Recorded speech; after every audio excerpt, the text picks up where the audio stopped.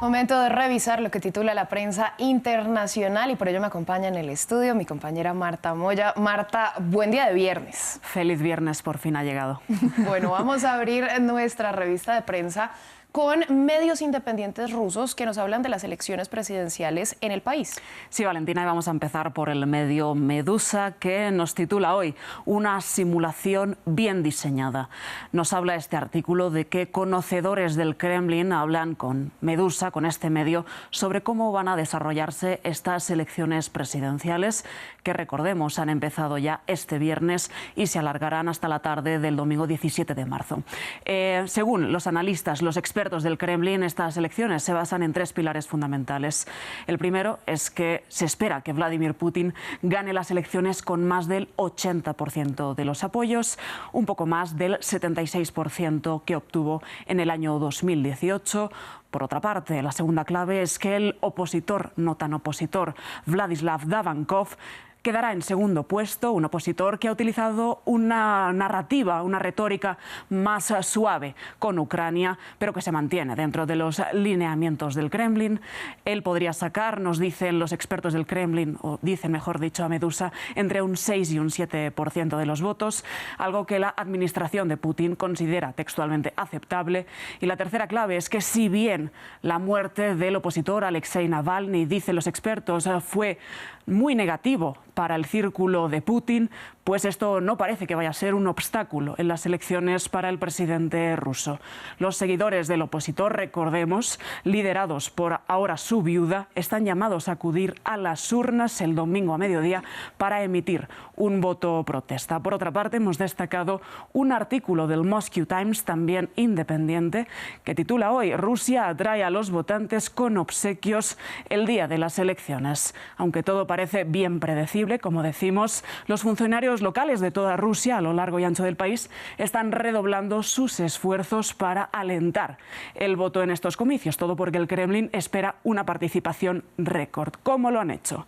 Bueno, pues nos dice el Moscow Times que, por una parte, presionando a los trabajadores y a los trabajadores de las empresas públicas y estatales para que voten, y dos, obsequiando, como decimos, al electorado, sobre todo para incentivar ese voto. El Moscow Times nos hace una lista de los obsequios, rifas y otros regalos que van a hacer a lo largo del país. Entre estos obsequios, paseos en Noria gratis, productos sancionados de regalo como iPhone 15 o electrodomésticos Dyson, desayunos gratis en los puestos de votación, sorteos de nada más y nada menos que apartamentos, motos o smartphone de fabricación china, y también entradas a conciertos o la gratuidad del transporte público.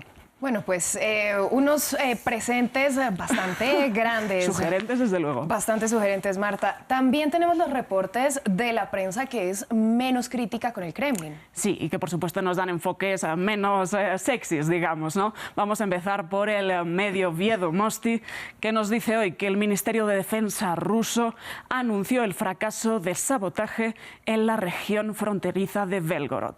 Siempre la guerra en Ucrania, pues en el imaginario de estas elecciones rusas. Por lo visto, las Fuerzas Armadas rusas y también la inteligencia, el FSB, frustraron ayer jueves un intento de penetrar de las Fuerzas Armadas ucranianas otra vez en la región de Belgorod. Sería el segundo en esta semana.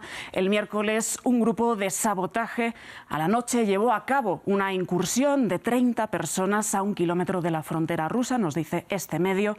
Lograron entrar a una aldea en la región de Belgorod, pero después fueron identificados y fueron descubiertos. Por tanto, se frustró esa operación. Recordemos que Putin ya había dicho que estas acciones de grupos pro-ucranianos buscan interferir en el proceso electoral de este fin de semana. Por otra parte, la agencia de noticias rusas TASS nos habla de que, según los datos de la Comisión Electoral, han votado de manera anticipada, no hoy, sino en los días previos, 2,6 millones de rusos, un número elevado, nos dice la agencia, porque procede de residentes en esas áreas fronterizas que en estos días están bastante disputadas, y también los residentes de la región del Donbass, recordemos, en el oeste de Ucrania, donde Rusia ocupó 4 regiones rehenes en otoño de 2022, no al 100%, eso sí. Según los datos de las autoridades rusas, en Donetsk han votado ya más de 1,1 millones de electores, en Lugansk más de 300.000, Zaporilla cerca de 250.000 y en Gerson unas 280.000 personas. Bueno, ahora vamos a pasar a la Franja de Gaza. El plan de tregua que propuso Hamás ya está ocupando los titulares en la prensa regional. Y concretamente destacamos un artículo del Arab News de Arabia Saudita que nos titula Hamás presenta otra propuesta de alto el fuego en la que detalla el intercambio de rehenes y prisioneros. Una información a la que ha tenido acceso en exclusiva, en primer lugar, la agencia Reuters y que nos dice, ¿no?, que los objetivos centrales de este alto el fuego propuesto por Hamás pues son más o menos los mismos que en anteriores propuestas.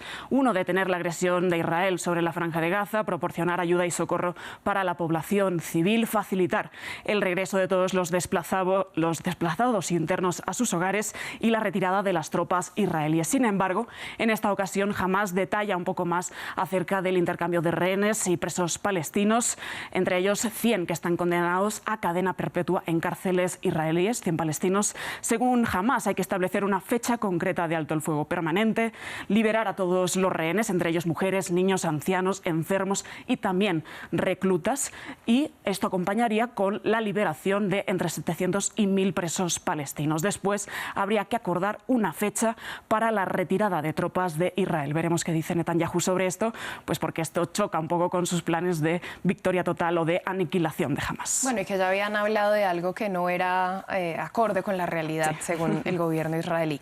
Vamos a cerrar con una exclusiva que trae la agencia Reuters, que afirma que durante su mandato el expresidente Donald Trump, en medio de todas estas polémicas, envió a la CIA a crear fake news sobre el gobierno chino.